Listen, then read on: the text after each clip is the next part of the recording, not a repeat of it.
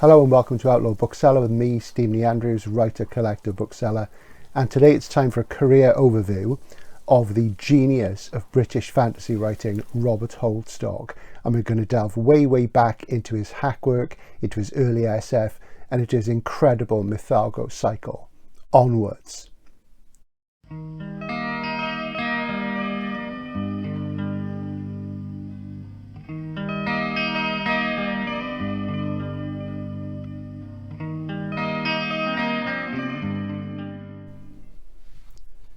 Robert Paul Holdstock was born in 1948. He had a master's in medical zoology, and his first short story was published in New Worlds in 1968 when he was only 20. He is science fiction's great Jungian symbolist, really a fantasy writer in essence, but one who raised the bar for genre fantasy and made it into something new. He brought complex cross-cultural iconography into the genre in a manner that befitted his seriousness about the folkloric scholarship of Fraser's Golden Bough and Graves's mythopoeic White Goddess. Now, while George Lucas might have talked about Joseph Campbell's mythic archetypes, Holdstock delved deep into them. His sad early demise in November 2009 at the age of 61 robbed the world of one of its great literary talents. Holdstock was a master of folk horror, of hauntology, and arguably the artivistic air of Nigel Neal in his ability to mesh SF concepts with spectral situations of seemingly supernatural manifestations together in a seamless whole. In an early workmanlike career marked by pseudonymous hackwork, TV and film tie-ins, sword and sorcery potboilers, clearly written for commercial reasons, this allowed him to develop his SF career through short stories, and this continued up until 1987, by which time his career under the Holdstock byline had been going for 10 years in book form. In the mid to late 70s, as Robert Black, he wrote 2 books based on screenplays for Tyburn Film Productions, who were like a second-rate Hammer rip-off. You might have seen The Ghoul, a rather great little horror movie from the early 70s.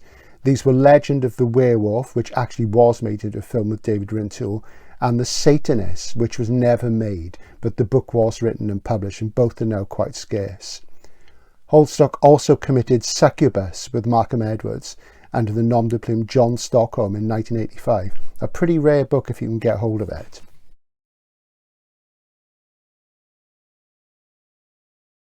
In the late 70s, Holdstock published the Berserker trilogy as Chris Carlson between 1977 and 1979. This is a Nordic sword and sorcery trilogy set in Dark Ages England, which is very Poul Anderson. I really recommend it if you like The Broken Sword. And co-writing with Angus Wells, he produced a tetralogy known as Raven, and this is the first volume, Sword Mistress of Chaos, with a Chris Achilleos cover, as you can see. Holdstock wrote the first, second and fourth of these, and Angus Wells in a solo way wrote the third one. I've never collected them, I've not actually read them. And the real thing is, why am I showing you these pieces of S&S hack work?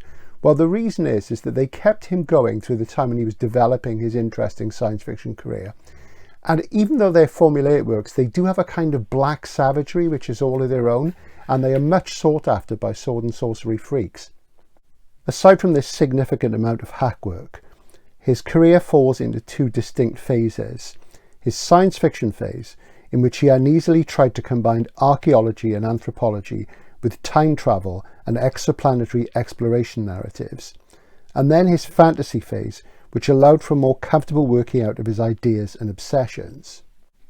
His first SF novel was 1976's I Among the Blind, on the left here, published by Faber. And I'll just give you some background on this. This is typical of early Holdstock. There's been a disease running through the entire galaxy that's been explored, and human populations on colony worlds have been pretty much decimated. There's a planet called Reed World where there's a primitive but intelligent species who live in more or less harmonious situations with a small human installation doing research there. But unexplained ghosts of mythological creatures have been seen, and this is fairly typical of where Holdstock would go later on. Native life forms are undergoing change, and their evolution seems to have been altered by the presence of human beings. So that's the basic background on that one. And immediately as he opens his career as Robert Holdstock as a novelist, we start to see his common obsessions flowering in this very first book. From this debut until the mid-80s, Holdstock often reminded me of a combination of Ursula Le Guin and Ian Watson, and indeed Ursula Le Guin was an early supporter of his work. But whereas Ian Watson was more able to juggle the combination of aliens and futurism with apparent anachronisms, this always felt a little bit forced in Holdstock's work. Despite his obvious feel for history, he was clearly trying to sort of shoehorn the two things together, and it never quite comes off. But you also see in this the sense of influence that Keith Roberts cast over Holdstock, and they were firm friends. In Earthwind, which followed in 1977, depicted in the centre here, two people are trapped on an alien planet where former colonists, for some reason, have recreated a culture which resembles a 4000 BC Irish Stone Age milieu. And the man and the woman are both alienated by their own culture, and they're trying to understand why and what is happening. And they seek answers in the remnants of that recreated culture and in the I Ching, shades of Philip K. Dick there. After these two similar but arguably unsuccessful novels, Holdstock produced a horror novel called Necromancer, which I'll flash up on the screen, so I no longer own a copy. Quite a rare book if you can get hold of it, which never sat very well with me, but it did again flash forward to some of the work he would do later on. If you ever see Necromancer, pick it up because it's very rare indeed. When I had a copy, I sold it for £15, which isn't bad for an A format paperback. By 1981, Holdstock's first phase as an SF writer was drawing to a close, and he produced what is probably his best book from that period, which is Where Time Winds Blow. And you'll notice he's used Earthwind, Where Time Winds Blow, and this is where I have had some issues with his earlier, more unformed writing. Sometimes it grates, stumbles, and is a bit too blocky. That reuse of the wind metaphor is typical of the way that sometimes he's stumblingly expressed, as if he was further redrafting and trying to get into what he was saying, and it didn't always come off. And I think these books really, it would have been nice if he could have gone back to them and redrafted them, rewritten them and smoothed them out, because the ideas are there. It's just the execution isn't as fine as it was later in his work. A more flowing style would have suited these books, but like many writers who are undergoing evolution, and in this sense he reminds me of his partner at Faber, Gary Kilworth, who was working at Faber alongside Robert, and they were friendly as well. There is a struggling for execution, but the verve and the energy is there all the way, so they are rewarding books to go back to. Where Time Winds Blow is arguably the best one. It's another planetary exploration, and in this case there are augmented humans on a world with 6 moons where time shifts sweep people between past and future. And there's one man called Falcon who can only advance masked in exploring the planet's enigmatic, natural, strange, time-haunted state. And it is a haunted and haunting book, that is the best word, which ultimately only underlines his need to adopt a less ambiguous approach through the merging of these anachronisms with SF, and to set his ideas in a more openly anachronistic fantasy setting for his art to flower. Holdstock's first 3 SF novels were all published in Pan, I Among the Blind and Earthwind in lozenge, and Where Time Winds Blow in that strange livery that they used to slip in now and again between the lozenge editions, but they're all very attractive if you can get hold of them. This first period culminated with a wonderful short story collection which showcased the best of Holdstock's art thus far. He was better at this stage in shorter forms, where the ideas were less choked and better expressed in the brevity that he brought to them.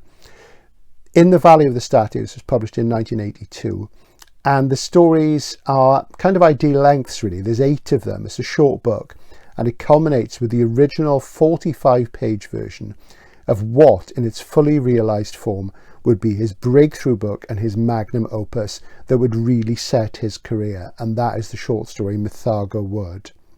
It is at this moment, as Robert Holdstock expands this story into a novel that his genius truly emerges. While Holdstock begins expanding Mythology Wood into its full-length novel, he's keeping the wolf from the door by developing a dark fantasy sequence of 6 books known as Night Hunter. And Night Hunter is an incredibly annoying and confusing series to collect, because the 6 books, which were issued under the name Robert Falcon, of course Falcon is a character from When Time Winds Blow, were never issued in a uniform livery. So here, this is 4 of the books, and I'll try and make this as simple as I can, and I'll give you the titles in order, and they appeared between 83 and 87, are The Stalking, which you can see there on the far left, The Talisman, The Ghost Dance, The Shrine, The Hexing, and The Labyrinth. So what you're seeing here is Volume 1, The Stalking. The one in the middle is a hardcover omnibus of The Ghost Dance and The Shrine. And then you see number 5, The Hexing. I have read all of them. I don't have them all in my library. And if you're collecting these and trying to get a uniform livery for all of them, forget it, because the 6 books were issued in 3 different omnibuses, different covers, and it drives you absolutely mad trying to keep them all in mind. Now, as horror novels, these are really good. The basic idea is that a sensible, ordinary man, he comes home one night and his family have been kidnapped and taken away by Satanists, and he goes on an occult quest of his own to capture them. And I guess if you like things like Dennis Wheatley, obviously this is more contemporary because it's 1980s, and the central character Falcon, the Night Hunter, has to develop esoteric powers of his own to combat the Satanists. So there's a certain amount of the old Aleister Crowley type thing in there as well. But it's very enjoyable romp, and I say he was doing these while he was developing Mythology Wood and its initial sequel. So they're worth watching out for, but don't even try and get them in the same livery, because that never ever happened, certainly not in the UK, and I don't think that happened in the US either. But they're great ripping yarns. Now we get to the moment where Holdstock's career really takes off with Mythology Wood, the novel, the World Fantasy Award winner. It's post-war, it's England, it's Shropshire.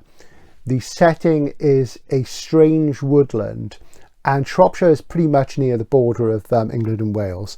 And a brother who has been injured in the war is in contact with his other brother back at home.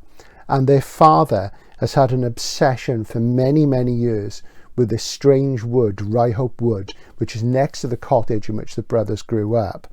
And the father has passed on, the brother at home is married, and the wounded brother makes his way back from France to England to reunite with his sibling. The cottage is in a liminal space. The edge of this deep, dark English wood, Ryhope, haunts the rest of these novels and is the venue for much of the action. For Mythology Wood is a time vortex, a spiral path into the dark forest, which is somehow bigger in its interior than it is at its edges, and it's populated by the half-glimpsed avatars of characters from British folklore, Arthur, Robin Hood, the Green Man, and so on. Mythago is the term that the father, George Huxley, has coined.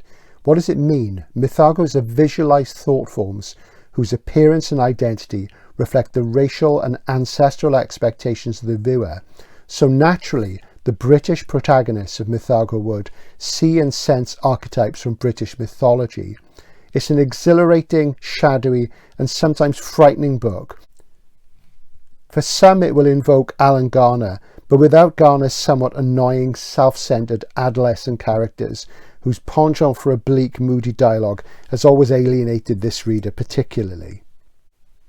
Overall, the Ryhope Wood sequence runs the gamut of Celtic fantasy in the sense of Celtic as a pan-European culture, and the German word Sehnsucht is often invoked when these books are discussed. That's a longing for an elusive thing or world which might not even exist, and that word's been used a lot. Of course, there's a song called Sehnsucht by Rammstein, the great German industrial metal band, which I'm sure you know and love as well.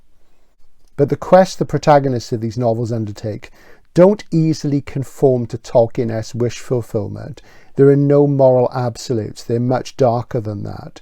Lavondis, which you see on the right here, which is the second book in the sequence, features a character called Tallis, who is similar to Keith Roberts' primitive heroines across his novels and stories. And she circles the edgelands of Mythago Wood and needs to plunge in where she may transform into a kind of dryad.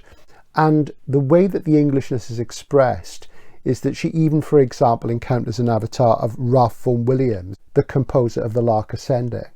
I have a vivid memory of discussing Lavondis on the telephone with Robert Holdstock when it was published in 1988, and one of the first things he said to me was, "You're the only person so far who has pronounced the title correctly, but then you're Welsh," which I thought was really funny. It seemed obvious to me how you said it. In the late 80s, Holdstock was riding high with the success of Mythago, but it didn't stop him producing in the early 90s a folk horror novel called The Fetch, which is a book about another shattered family. Shattered families come up a lot in the Mythago sequence, and they come up in The Fetch as well. And I read this a few years ago.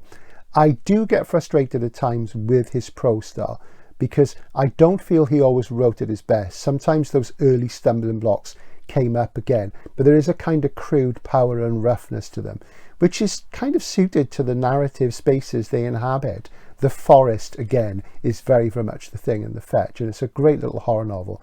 There are connections between this and Necromancer, which I mentioned earlier, in an unfavourable light. Also in 1991, Holdstock produced this rather beautiful collection of short stories. There are some earlier ones in this as well. This is The Bone Forest.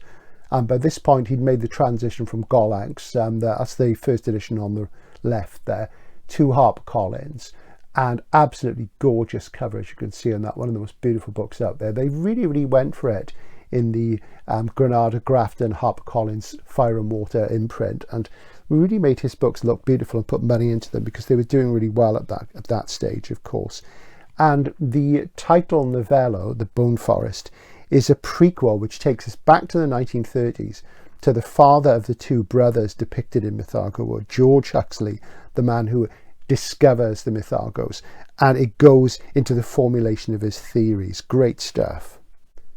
By this time, Holdstock was really, really well established as a very respected cult author. I mean, these books weren't massive bestsellers, but they did decent business and they kept on going. And I think it's safe to say that once you become hooked on Holdstock, there isn't anybody really quite like him. He really does tick all the boxes in this area. And it's a shame his backlist is so poorly represented in print now. In the UK, the first two books in the Riot Wood sequence are fantasy masterworks, and occasionally I sell the first one, but they tend to be a bit much for the average fantasy reader. They're too serious and too in-depth. And as I say, they are flashes of horror and real maximum darkness, which is fantastic. The Hollowing came out in 1993, and again it's another sequel. It's a sequel to Lavondis this time, which sees a contemporary of Tallis, the key character of Lavondis, emerge out of the 1950s milieu, but in 1968, but without having aged. And a new expedition into Riot Wood reveals Native American and Hellenistic Mythagos in an expansion of Holdstock's original Jungian concept. Only a year later, we see Holdstock again delving into the matter of Britain, the legend of Welsh chieftain Arthur, manifest in a smaller Mythago wood in Brittany in France, and this is Merlin's Wood. Celtic culture being linked by sea across from Wales to Cornwall to France in the way that Welsh legend was refigured into the basis of European millennial prose fiction in France, the chivalric epic. This feels entirely natural, and it was an interesting expansion of his mythos. The sequence wound up with two more volumes. In 1997, Gate of Ivory, in the USA entitled Gate of Ivory, Gate of Horn, which are references to Homer and Virgil, interestingly enough.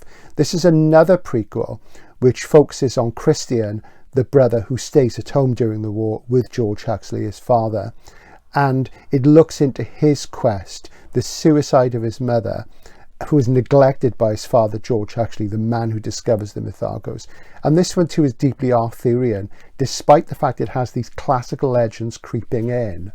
There was then a gap of some years, 12 years, and in his final book, Holdstock returned to Mythago Wood with the Vilion, which is what Tennyson called Avalon, basically, in Idylls of the King. And this was Holdstock's swan song. And he spirals back, as the paths within the forest do, to the events immediately after Mythology itself.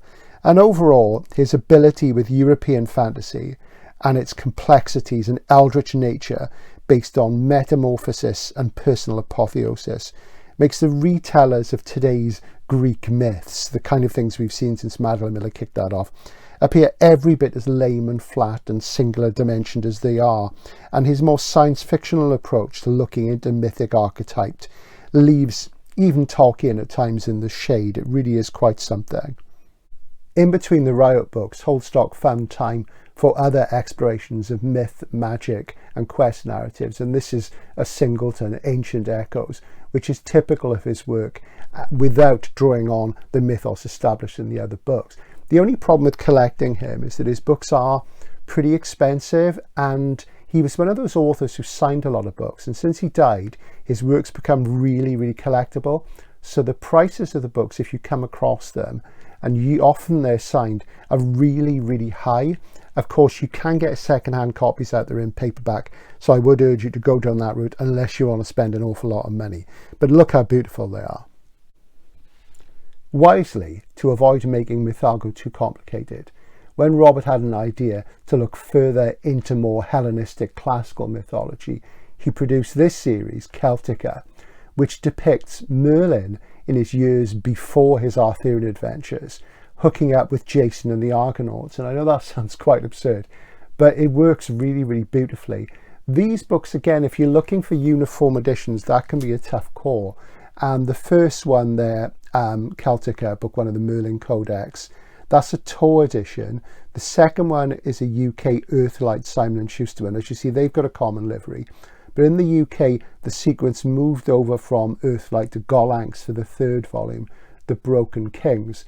And the way that he brings together the Arthurian thing, or I should say the Merlin thing, the Merlin thing, Merlin, of course, being Welsh for Merlin, in with the classical things of Jason and the Argonauts, and there's other sort of classical figures in there as well. It's really quite something, and very, very clever.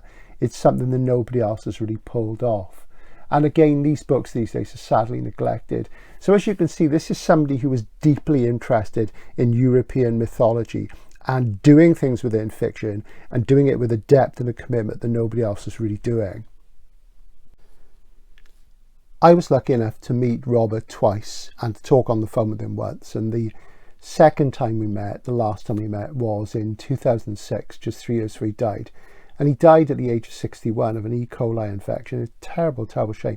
And he was obviously a very, very nice guy, very sensitive, dark-haired, good-looking. His wife, Sarah, is an incredibly nice woman. I felt so sorry for her when he passed away. And I've got a great memory of me, him, Christopher Priest being in a pub in central London and sort of getting the drinks in just before we went to see the friends and family showing The Prestige. And other people there that day included Paul McCauley, Lee Kennedy, and it was really quite something. And Chris used to sort of pull Robert's leg, saying, oh, you panic over everything, relax. And Chris is very laid back about things.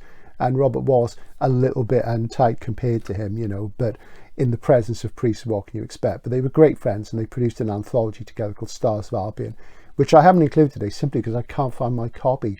I hope that's whetted your appetite to delve into Holdstock.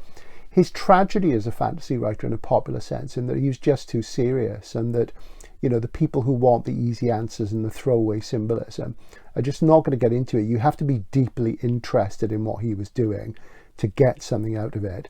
But in terms of somebody who took mythology, history, archaeology, language and ideas and put them into the realm of the fantastic, Holdstock really had no peer. So if you're interested in history and archaeology, anthropology and those things, if you find yourself watching those sort of TV programs all the time, you would really love this stuff. And the stories can be scary, they can be enlightening, they can be transformative. And overall, he left an amazing body of work behind him. I'm very pleased to say that I'm yet to read all these, and in a way I'm saving some up for my old age. And at some point I'm going to sit down and, as a reading project when I've retired, to read through all the Mythology books in kind of internal chronology, which would be an interesting thing to do.